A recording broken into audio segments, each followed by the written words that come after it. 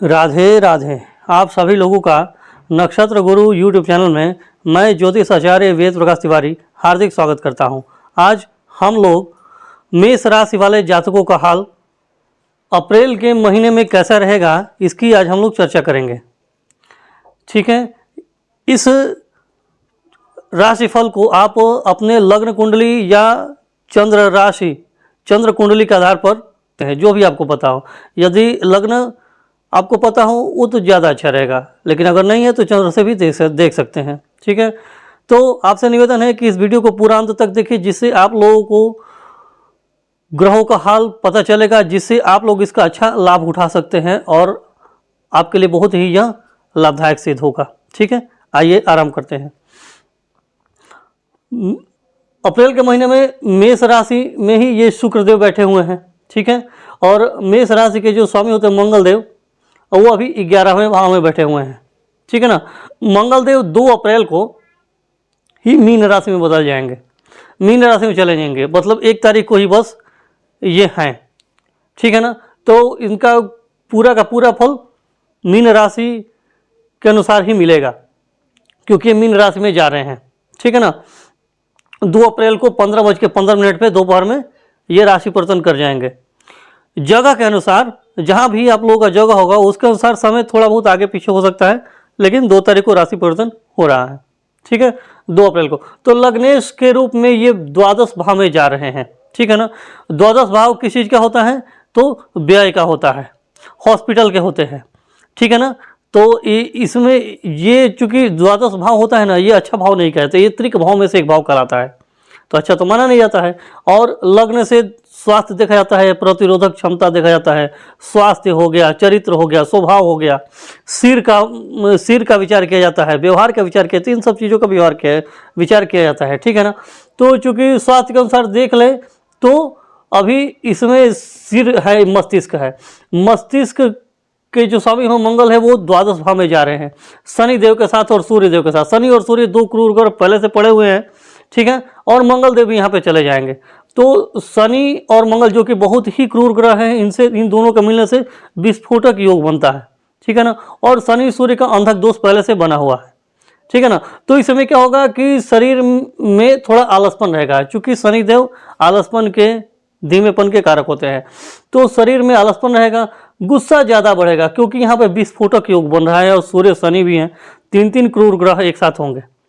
तो एक तो हो जाएगा कि इन जातकों का प्रतिरोधक क्षमता कम होगा, शरीर में कमजोरी आएगी, आलसपन आएगा। ठीक है ना, गुस्सा बहुत ही कूट कूट के भरा होगा, क्रोध बहुत ही ऊंचे स्तर का होगा। ठीक है ना, इन जातकों को अभी क्रोध बहुत अधिक आने वाला है। ठीक है ना, 2 अप्रैल से आरंभ हो जाएगा। ठीक है, मस्तिष्क में बहुत ही गर्मी रहेगी, क्रोध बहुत ऊंचे स्तर का होगा, सिर में दर्द हो सकता है। और ठीक है ना, ये सिर में दर्द का ये मतलब कि एक योग बन रहा है, यहाँ से प्रतिरोधक क्षमता कम हो जाएगी, गुस्सा बहुत ज़्यादा आएगा, इस बात पे नियंत्रण करना है। ठीक है ना, तो ये चीज़ देखना है। ठीक है, आइए धन भाव का विचार करते हैं। तो धन भाव के स्वामी शुक्रदेव हैं, वो लग्न में बैठे हुए हैं। ठीक है ना, मतलब कि मेष राशि वाले जातक अपने धन का बचत स्वयं ही करने वाले हैं, ये खुद ही अपना धन बनाएंगे। ठीक है ना, धनेश का लग्न में जाना बहुत ही अच्छा कहा जाता है। हालांकि ये मित्र नहीं है मंगलदेव, मेष राशि मित्र राशि नहीं है, फिर भी धनेश होकर के लग्न में आए हैं, तो जातक अपने से ही धन का व्यवस्था अपना करेगा। ठीक है ना, वाणी तो ठीक रहेगी, क्योंकि ये शुभ ग्रह हैं, तो जो उग्रता रहेगी मंगल देव के द्वादश भाव में जाने से, तो ये थोड़ा सा शुक्रदेव चूंकि प्रेम के, आकर्षण के ग्रह हैं, तो जातक के मस्तिष्क में प्रेम और आकर्षण भी बना रहेगा, लेकिन साथ साथ गुस्सा भी रहेगा। प्रेम आकर्षण लोग समझेंगे कि प्रेम करता है, लेकिन पाते हैं कि कभी कभी गुस्सा भी आ जाएगा, बात बात पे गुस्सा आ जाएगा, बिना सोचे समझे कुछ भी हो जाएगा।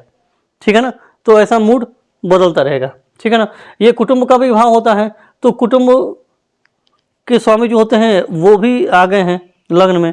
ठीक है ना, तो ठीक है, कुटुंब का है, तो कुटुंब के स्वामी चूंकि शत्रु राशि में है, तो अभी उतना ये क्या होता है ना कि जब कोई भी ग्रह अपने शत्रु राशि में जाता है तो वहाँ पे वो भयभीत रहता है।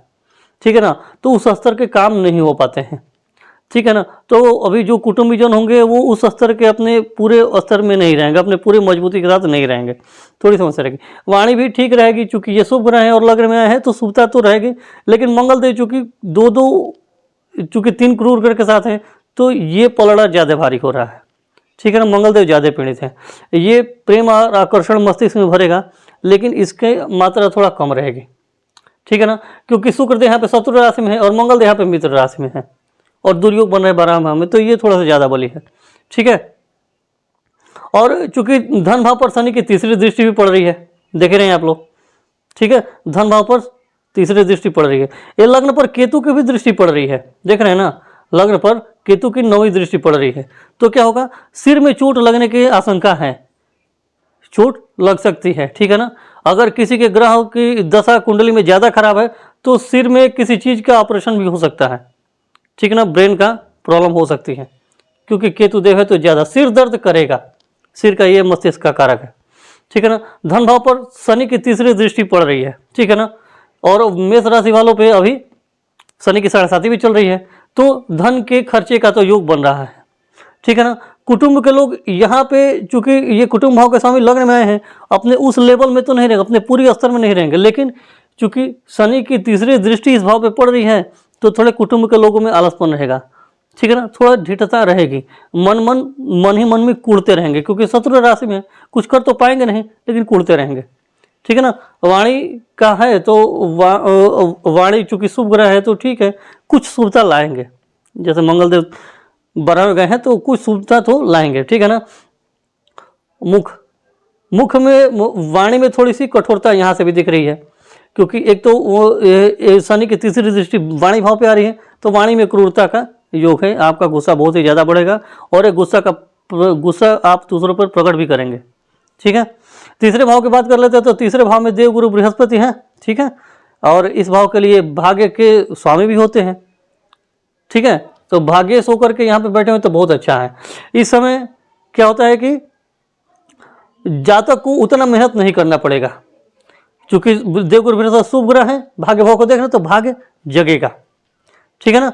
भाग्य जगाएंगे, अपने भाव को देख रहे तो अच्छा है, लगभग 65-70% भाग्य अभी अच्छा साथ देगा, ठीक है ना, क्योंकि ये उपचय भाव कहलाता है तीसरा भाव। और इन भावों में शुभ ग्रह अच्छे नहीं होते, क्रूर भाव ग्रह अच्छे होते हैं, लेकिन शुभ ग्रह है तो उतना पराक्रम मेहनत नहीं करने देंगे, अच्छा रहेगा, ठीक है ना। इस भाव के स्वामी बुध देव होते हैं जो कि लाभ भाव में बैठे हुए हैं। पराक्रम का भी ये भाव होता है, तो जातक पराक्रम मेहनत करेंगे लाभ के लिए, इस भाव के स्वामी लाभ भाव में बैठे हुए हैं। और बुध देव लाभ भाव में बैठे हुए, मित्र के राशि में बैठे हुए, तो लाभ तो होगा, आप पराक्रम करेंगे, हालांकि उतना नहीं करना पड़ेगा, आप बृहस्पति देव इस भाव में बैठे हुए हैं, आपको लाभ मिलेगा, थोड़ा भी पराक्रम करेंगे तो अच्छा लाभ मिल जाएगा, ठीक है ना। छोटे भाई बहनों और पड़ोसियों से अभी आपका अच्छा तालमेल रहेगा, बढ़िया बनेगा, ठीक है ना। पराक्रम आप अच्छा कर लेंगे, कम्युनिकेशन स्किल इस समय बहुत अच्छा रहेगा, आप अपनी कम्युनिकेशन स्किल से बहुत ही लाभ कमाएंगे, ठीक है। चतुर्थ भाव की बात कर लेते हैं तो इस भाव से भूमि भवन वाहन माता मन परिवार का विचार किया जाता है। इस भाव के स्वामी चंद्रदेव होते हैं, जो कि चंद्रदेव तो हर 2.25 दिन में अपनी राशि बदलते रहते हैं, ठीक है। तो जैसे भाव में जाएंगे तो वैसे उनकी बदलती जाएगी। फिर भी कहने का मतलब ये है कि देख लीजिए कि इस भाव पर किसी भी क्रूर ग्रह की भी दृष्टि नहीं आ रही है, ठीक है ना। शनि की भी इधर यही आ रही है, सूर्य शनि की यहाँ पे आएगी, बृहस्पति देव की यहाँ पे जाएगी, केतु की भी नहीं आ रही है, ठीक है। किसी भी क्रूर ग्रह के इस भाव पे दृष्टि नहीं आ रही है, तो कहने का मतलब कि ठीक है, क्रूर ग्रह की दृष्टि नहीं आनी चाहिए, शुभ ग्रह की आए ना आए वो तो अलग बात है, तो ठीक है, इसमें कोई उतना दिक्कत नहीं है। बस गुस्सा आ रहा है तो गुस्से से थोड़ा सा समस्या हो जाएगा, ठीक है ना, ये ध्यान रखिएगा। पंचम भाव की बात कर लेते हैं तो इस भाव में केतु देव बैठे हुए हैं और इस भाव के स्वामी सूर्य देव जो होते हैं वो आपके मीन राशि में बैठे हुए हैं। सूर्य देव अपने 14 अप्रैल को 9:40 पे मेष राशि में आ जाएंगे, उच्च के हो जाएंगे। अभी सूर्य देव उच्चाभिलाषी हैं, ठीक है ना, लेकिन उच्चाभिलाषी हैं, अपने उच्च राशि में जाने वाले हैं, तो ये शिक्षा का ज्ञान का भाव होता है। अभी शिक्षा और ज्ञान में थोड़ी समस्या रहेगी, क्योंकि ये व्यय भाव है, अंधक दोष बने हुए हैं, तो स्पष्टता नहीं रहती है अंधक दोष में, ठीक है ना। गुस्सा भी भरा रहेगा, और जब क्रोध आता है तो कहाँ मन लगता है पढ़ाई लिखाई में, नहीं लगेगा, शिक्षा दीक्षा मन नहीं लगेगा, भटकेंगे, ठीक है ना। अभी आपको जब से शिक्षा के लिए अगर आप विदेश में जाना चाहते हैं तो वहाँ के लिए ठीक है, लेकिन वहाँ भी स्पष्टता भी नहीं रहेगी क्योंकि शनिदेव पड़े हुए ना, तो अंधक दोष है। विदेश जाए ना जाए, दूर जाके पढ़ाई करे ना करे, इसमें कन्फ्यूजन बना रहेगा। लेकिन 14 अप्रैल से जैसे ही सूर्यदेव मेष राशि में आएंगे तो शिक्षा दीक्षा ज्ञान के लिए बहुत ही अच्छा है। संतान की बात करें तो संतान के स्वास्थ्य में समस्या अभी दिख रही है, ठीक है ना। 3 गुरु ग्रह है, इन्फेक्शन, एलर्जी, ठीक है ना, उष्ण, ये जो गर्मी होती है ना, पित्त, इसकी थोड़ी सी समस्या रह जाएगी, ये देखिएगा। दूसरी बात ये कि ये पेट का भी भाव होता है, केतु देव बैठे हुए हैं, ठीक है ना। और चूंकि ये खान पान का भी भाव होता है, दूसरा भाव शनि की तीसरी दृष्टि है, ठीक है। तो खान पान अगर बिगड़ेगा तो यहाँ पे केतु देव बैठे हुए पेट की प्रॉब्लम दिखा रहे हैं। और सूर्य, शनि और मंगल भी आ जाएंगे यहाँ पे, देखेंगे, ठीक है ना। तो पेट की प्रॉब्लम कहीं ना कहीं दिख रही है। फास्ट फूड, तले हुए खाना, ये सब नहीं खाने हैं, नहीं तो पेट में प्रॉब्लम, पाचन की, डाइजेशन की प्रॉब्लम हो जाएगी। प्रेम प्यार का ये भाव होता है तो अभी 14 अप्रैल तक तो नहीं है सही, क्योंकि इस भाव के स्वामी सूर्यदेव होते हैं, वो मीन राशि में है, 12वें भाव में बैठे हुए, जो कि अच्छा भाव नहीं कहलाता है, ठीक है ना। अभी आपके जिससे प्रेम संबंध रहेगा उसका व्यवहार अभी आपके अनुकूल नहीं रहेगा, उसके भीतर भी गुस्सा रहेगा, वो भी समझ नहीं पाएगा या पाएगी कि क्या करना चाहिए क्या नहीं करना चाहिए, बिना सोचे समझे गुस्सा फूटता रहेगा, आपसी संबंध बिगड़े रहेंगे, ठीक है ना। लेकिन 14 तारीख से जैसे ही सूर्यदेव उच्च राशि के होंगे तो आपका प्रेम प्यार जिससे भी है, जिस संबंध में है, तो उससे आपका तालमेल अच्छा बैठेगा, ठीक है ना। हालांकि ये 14 अप्रैल तक जो है ना, वो चूंकि एक तो ये विस्फोटक योग बन रहा है, दूसरा अंधक दोष बन रहा है, ठीक है ना। तो क्या होगा कि जैसे भी आपका प्रेम प्यार होगा तो वो थोड़ा सा ज़्यादा गुस्से वाला होगा, अभी अपना दबदबा बना के रखना चाहेगा, सोचेगा कि जो मैं कह दिया वो होना ही चाहिए, नहीं करेंगे तो गुस्सा हो जाएगा, ठीक है ना। ये है, तो अभी तो समस्या है। लेकिन सूर्यदेव जैसे 14 तारीख को मेष राशि में आएंगे, उच्च के हो जाएंगे तो सही है। और ये आपके लिए भी, लग्न के लिए भी सही है, क्योंकि जैसे सूर्यदेव 14 तारीख को आएंगे तो आप में जोश बन जाएगा, आपका मान सम्मान, पद प्रतिष्ठा, ये सब कुछ बढ़ेगा। शिक्षा और ज्ञान के क्षेत्र में आपको लाभ मिलेंगे, उनके अवसर अगर आप ढूंढ रहे हैं, कहीं अच्छी पढ़ाई लिखाई करना चाहते हैं, अच्छा कहीं एडमिशन लेना चाहते हैं, एग्जाम में बैठ रहे हैं 14 तारीख के बाद, तो अच्छा समय है, आप अच्छा प्रदर्शन कर जाएंगे, ठीक है ना। ये है। और इस भाव के साथ जब सूर्यदेव जब 14 तारीख को ये मेष राशि में आएंगे तो अगर संतान के लिए आप तैयारी कर रहे हैं तो इसके लिए अच्छा योग है, होगा, ठीक है ना, कर सकते हैं, बहुत ही बढ़िया है, क्योंकि संतान भाव के भी स्वामी होते हैं तो संतान हो जाएगा, ठीक है ना। इसके लिए आप प्रयास कर सकते हैं, ठीक है। इस भाव से इन्वेस्टमेंट देखा जाता है, शेयर बाजार, जुआ सट्टा, lottery, mutual fund, stock market, ठीक है ना। तो इस भाव में चूंकि केतु देव बैठे हुए हैं और ये 12वां भाव इन्वेस्टमेंट का भाव होता है, इसमें भी दो अशुभ ग्रह बने हुए हैं, तो इस समय अभी आप लोगों को इन्वेस्टमेंट में न ही पैसा लगाना चाहिए, नहीं तो आपका पैसा डूबेगा, क्योंकि आप उसमें जल्दबाजी भी करेंगे, आपका गुस्सा भी रहेगा, अंधक दोष बना हुआ है तो कुछ स्पष्ट भी नहीं रहेगा, करें कि ना करें, आप बिना सोचे समझे कुछ कहीं ना कहीं इन्वेस्ट कर देंगे और आपका पैसा डूब जाएगा। वैसे भी धन भाव पर शनि की तीसरी दृष्टि है और केतु देव यहाँ पे बैठे हुए हैं, जो कि टर्मिनेटर, अलगाव के कारक होते हैं, ठीक है ना। तो आपके पैसा डूबने के चांसेस है, अभी इन्वेस्ट मत करिएगा, ठीक है ना। बाकी पेट की गड़बड़ी दिखा रही है, ठीक है ना। जिसकी कुंडली में अगर ये सूर्यदेव ज़्यादा पीड़ित होंगे, 5वां भाव ज़्यादा पीड़ित होगा तो पेट का ऑपरेशन, पेट में किसी न किसी चीज़ का ऑपरेशन करना पड़ सकता है, पेट की पाचन वचन की दिक्कत तो हो रही है। 6ठे भाव के देख लेते हैं, इस भाव के स्वामी बुध देव होते हैं, जो कि लाभ भाव में बैठे हुए हैं, ठीक है ना। ऋण से अगर आप लोन देने का काम करते हैं उससे आपका लाभ हो सकता है, ठीक है। ये क्या होता है कि ये जो है ना, कोर्ट हो गया, कचहरी हो गया, वकील हो गया, इस भाव का भी ये होता है। अगर इस डिपार्टमेंट में आप काम करते हैं तो भी आपको इस समय लाभ के पूरे पूरे योग बने हुए हैं। एक्सीडेंट होने के योग अभी बन रहे हैं, ठीक है ना, क्योंकि राहु के साथ ही बुध है तो अभी थोड़ी समस्या तो रहेगी, ठीक है ना। राहु के साथ है तो थोड़ा ठीक नहीं है, क्योंकि दुर्घटना हो सकते हैं। और दूसरी बात यह है कि यहाँ पे मंगलदेव भी आ जा रहे हैं, 3 क्रूर ग्रह का 6ठे भाव पे दृष्टि है, तो ये बहुत ही प्रबल शत्रुहंता योग बना रहे हैं। आप अपने दुश्मनों पे भारी पड़ेंगे, लेकिन आपका गुस्सा बहुत ही ऊंचे स्तर का होगा, आपके वाणी में कड़वापन आएगा, जिससे आपका बनते बनते काम बिगड़ेंगे, ठीक है ना। इस बात पे ध्यान रखना है, ठीक है। और हो सकता है कि 3 क्रूर ग्रह देख रहे हैं तो दुर्घटना भी हो सकता है, इस बात का ध्यान रखिएगा। सप्तम भाव की बात कर लेते हैं, इस बात से जीवन साथी और व्यापारिक पार्टनर का विचार किया जाता है। जीवन साथी के जो स्वामी होते हैं शुक्रदेव होते हैं, अपने लग्न में ही बैठकर अपने भाव को देख रहे हैं, बहुत ही अच्छा है। जीवन साथी की स्वास्थ्य अच्छा है, जीवन साथी से आपका अभी अच्छा बनेगा, लेकिन अच्छा तो बनेगा, लेकिन कहने का मतलब ये है कि शुक्रदेव जो हैं वो अभी 26 मार्च को ही मेष राशि में आए हुए हैं और 19 अप्रैल को फिर ये राशि परिवर्तन करके वृषभ राशि में चले जाएंगे, अपने स्व राशि के हो जाएंगे, ठीक है ना। तो अभी तो जो ये शत्रु राशि में है, फिर भी केंद्र का स्वामी केंद्र में तो अच्छा ही है, कोई दिक्कत की बात नहीं है। पत्नी का स्वास्थ्य अच्छा रहेगा, क्योंकि ये मुख्य रूप से पत्नी के कारक हैं और जीवन साथी भाव के भी कारक हैं, क्योंकि ये सप्तम भाव का भी तो स्वामी होते हैं ना। तो जो स्त्री होंगी उनके लिए पति, तो ठीक है, अच्छा है, केंद्र में है, अपने भाव को देख रहे हैं, तो स्थिति तो मजबूत है। लेकिन थोड़ी शत्रु राशि में है तो उतना अच्छा नहीं मान सकते हैं, हालांकि केंद्र में तो बढ़िया है। लेकिन जैसे ही 19 अप्रैल को ये शुक्रदेव दोपहर में 15:23 पर, थोड़ा समय आगे पीछे आपके शहर के अनुसार हो सकता है, तो जैसे ही वृषभ राशि में आएंगे, अपने स्वराशि के होंगे, तो आपका पत्नी कम भाव के जो ग्रह हैं वो इसी में आके बैठ गए हैं, अपने स्वराशि में धन भाव में बैठे हुए हैं। पत्नी से धन का लाभ होने वाला है, ठीक है ना, और बहुत अच्छा है। और कुटुंबी जनों से आपका अच्छा व्यवहार रहेगा, वाणी भी आपकी अच्छी रहेगी, क्योंकि इस भाव के स्वामी अपने ही घर में बैठे हुए हैं, शुभ ग्रह है, बहुत ही अच्छा है। हालांकि शनिदेव की तीसरी दृष्टि है, तो कभी कभी वाणी में उग्रता आ जाएगी, ठीक है ना, 19 अप्रैल के बाद। लेकिन 19 अप्रैल के बाद वाणी की स्थिति थोड़ी ठीक है, ठीक है ना, क्योंकि ये शुक्र 18 अप्रैल तक तो शुक्र भी ये शत्रु राशि में है, तो समस्या है, थोड़ा सा डरे रहते हैं ग्रह जब शत्रु राशि में आते हैं। लेकिन जब स्वराशि के होंगे तो बहुत बढ़िया रहेगा, ठीक है ना, तो अच्छा है। पत्नी का स्वास्थ्य भी अच्छा है, पत्नी से आपका अच्छा तालमेल रहेगा।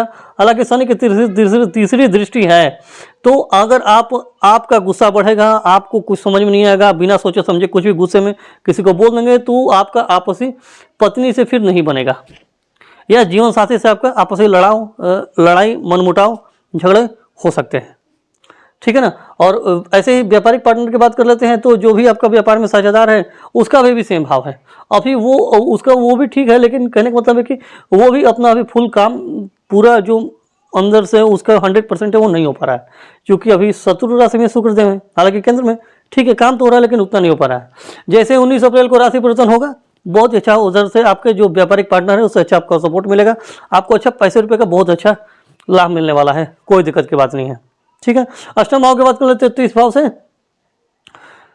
ये चूंकि मृत्यु तुल्य कष्ट है, गहराई है, अंधकार है, कुआं है, ठीक है ना, और गहरा रिसर्च, इस भाव के स्वामी 12वें भाव में जाकर के बैठने वाले हैं 2 अप्रैल से, ठीक है ना। तो यदि आप गहरे रिसर्च में हैं, किसी भी डिपार्टमेंट में, किसी भी क्षेत्र में गहरा रिसर्च करते हैं, और विशेष रूप से अगर आप विदेश से जुड़े हुए हैं, तो आपको फायदा कुछ हो सकता है, क्योंकि इस भाव के स्वामी इसमें बैठे हुए हैं, तो ठीक रहेगा। अगर आप गहरा रिसर्च करते हैं, विदेश से जुड़े हुए हैं, तो थोड़ा ठीक है, लेकिन उतना अच्छा नहीं है, क्योंकि अंधक दोष और विस्फोटक दोष दोनों दोष बने हुए हैं।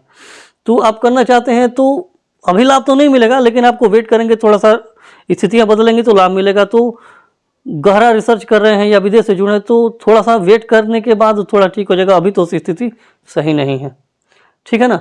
और मंगलदेव वहाँ बैठे हुए हैं, हालांकि ये लग्नेश है, फल तो अपना लग्न का ही देंगे, लेकिन फिर भी इस भाव का भी फल देंगे 30%, 70% इस भाव का देंगे, 30% इस भाव का फल देंगे, ठीक है। नवम भाव की बात कर लेते हैं, इस भाव से भाग्य का विचार किया जाता है, पिता का धर्म का देवी देवता तीर्थ आदि का विचार किया जाता है। इस भाव का स्वामी देवगुरु बृहस्पति होते हैं, और ये तीसरे भाव में बैठ करके 7वीं दृष्टि से इस भाव को देख रहे हैं, बहुत ही अच्छा योग है। भाग्य आपका बढ़िया साथ देगा, लगभग 70% साथ देगा, क्योंकि यहाँ पर भी ये बृहस्पति की सम राशि है, मित्र तो नहीं है, क्योंकि बुधदेव राजकुमार है और देवगुरु बृहस्पति तो गुरु हैं। तो राजकुमार और गुरु की कहाँ पड़ती है, क्योंकि स्टूडेंट और जो टीचर का आपस में पड़ता नहीं है, एक दूसरे के विरोधी होते हैं, ठीक है ना। तो वही थोड़ा सा है, वैसे कोई बहुत बड़ी दुश्मनी नहीं है, फिर भी ठीक है, इसलिए बोला हूँ कि 70% तक लगभग भाग्य साथ दे देगा, क्योंकि ये भाव मजबूत है। इस भाव पर अपनी देवगुरु बृहस्पति स्वराशि की दृष्टि डाल रहे हैं, बढ़िया है, भाग्य अच्छा है, कोई दिक्कत की बात नहीं है। पूजा पाठ में मन लगेगा, देवी देवताओं में मन लगेगा, पिता से आपका अच्छा संबंध रहेगा, ठीक है ना। तीर्थ यात्रा आप कर सकते हैं, क्योंकि इनकी देवगुरु बृहस्पति की 5वीं दृष्टि जीवन साथी भाव पर, साथ ही यहाँ पे, और 9वीं जो है वो लाभ भाव पे पड़ रही है। तो देवगुरु बृहस्पति जीवन साथी पे जब दृष्टि पड़ रही है, तो जीवन साथी का व्यवहार आपके लिए अनुकूल रहेगा, ठीक है ना। जीवन साथी हालांकि गुस्सा तो होगी, आपसी मन मुटाव रहेगा, लेकिन फिर भी देव गुरु बृहस्पति संभाल लेंगे, ठीक है ना, ठीक है ना, क्योंकि ये 11 मार्च से भी मार्गी भी हो रहे हैं। तो कुल मिलाकर भाई देव गुरु बृहस्पति की स्थिति ठीक है ना, ये अच्छा है। और तीर्थ यात्रा भी करेंगे, बहुत बढ़िया है, योग है, पिता से अच्छा बनेगा, भाग्य अच्छा साथ देने वाला है, ठीक है, बहुत ही अच्छा है। कर्म भाव की बात कर लेते हैं, तो कर्म भाव के स्वामी शनिदेव होते हैं, जो कि 12वें भाव में बैठे हुए, जो कि अच्छा भाव नहीं माना जाता है, ठीक है ना। और वहां पर भी क्या होता है कि अंधक दोष और विस्फोटक दोष बना करके रखे हुए हैं। तो इसका मतलब कि आपके मान सम्मान पद प्रतिष्ठा में कमी आएगी। किस लिए कमी आएगी? क्योंकि यहाँ पर शनिदेव सूर्य के साथ और मंगल के साथ दोनों इनके शत्रु हैं, ठीक है ना, बैठे हुए हैं।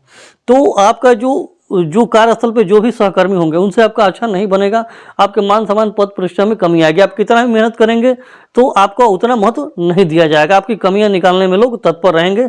संभल कर रहने की जरूरत है, क्योंकि आपका गुस्सा बहुत ही बढ़ा हुआ है। और बुध देव जो होते हैं, जो कि बुद्धि के कारक होते हैं, ठीक है ना, वो राहु के साथ है, जो कि जड़ बुद्धि दोष कहलाता है, ठीक है ना। तो बुद्धि भी आपके काम नहीं कर पाएगा। दूसरा, मस्तिष्क जो होता है वो ये लग्न है, वो 12वें भाव में बैठा हुआ है। बुद्धि जो होती है वो 5वां भाव होता है, वो भी आपका 12वें भाव में गए हुए हैं। तो दिक्कत तो है, विशेष रूप से 14 तारीख तक। 14 तारीख से जैसे सूर्यदेव उच्च के होंगे तो एक बुरा दोष टूट जाएगा, और जो बुद्धि ज्ञान के शिक्षा के ग्रह हैं वो उच्च के हो जाएंगे। तो आपके बुद्धि ज्ञान शिक्षा ये सब अच्छे लेवल का हो जाएगा, तो आप स्थितियाँ थोड़ा सुधारेंगे, ठीक है ना। तो तब सुधरेगी। 14 तारीख तक थोड़ी प्रॉब्लम है, मान सम्मान पद प्रतिष्ठा में कमी आ सकती है, तो समस्याएं थोड़ी बढ़ेंगी। धन के भी खर्चे हो सकते हैं, कुछ ऐसा गड़बड़ न कर दे जिससे आपको किसी न किसी प्रकार की पेनाल्टी या हर्जाना भरना पड़े कार्यस्थल पे, ठीक है ना। सरकारी क्षेत्र में आप हैं तो आपको समस्याओं का सामना करना पड़ सकता है, क्योंकि सूर्य सरकार है, शनिदेव हैं, और यहाँ पे मंगल देव भी आ जाएंगे। तो जहाँ अगर आप सरकारी नौकरी में हैं तो वहाँ पे थोड़ी स्थितियों को संभाल कर रखने की जरूरत है। गुस्सा नहीं करना है, नहीं तो आपका बना बनाया काम बिगड़ेगा।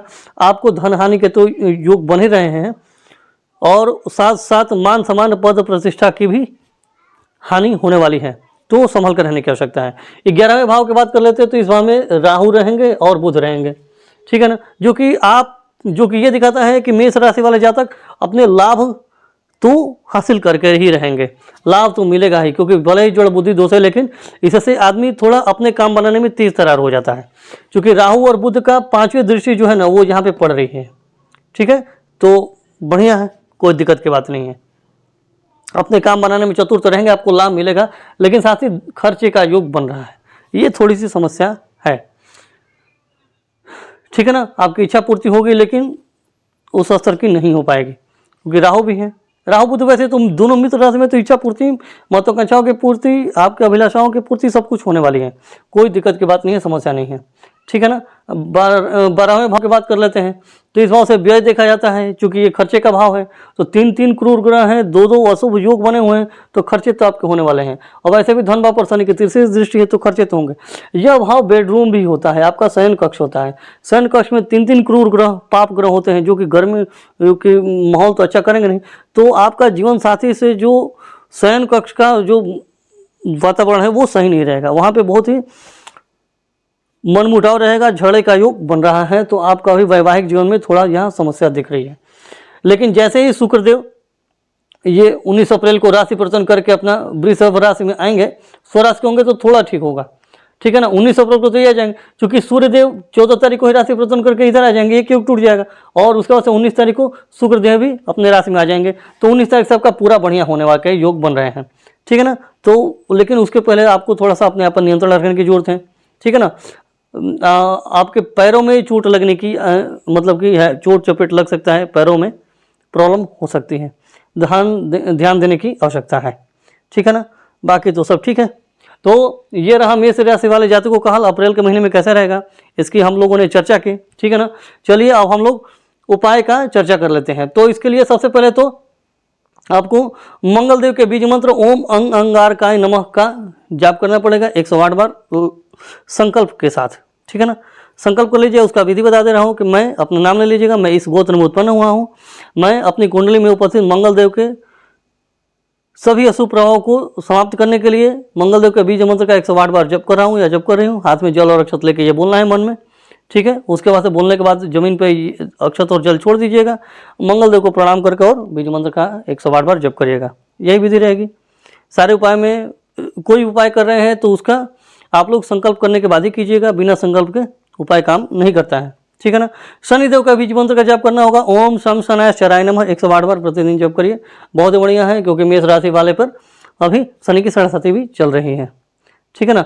और सूर्यदेव का भी बीज मंत्र करिए, सूर्यदेव को जल चढ़ाइए, ठीक है ना। वैसे मित्र राशि में है सूर्यदेव, लेकिन 12 भाव में है तो थोड़ा दिक्कत है, तो इनको जल चढ़ा सकते हैं। तांबे के लोटे में जल ले लीजिएगा, उसमें रोली लाल फूल डाल करके सूर्यदेव को जल 3 बार चढ़ाइए, ठीक है, अच्छा रहेगा, लाभ मिलेगा, ठीक है ना। देवगुरु बृहस्पति के बीज मंत्र का जाप कर सकते हैं, बहुत ही बढ़िया है अभी।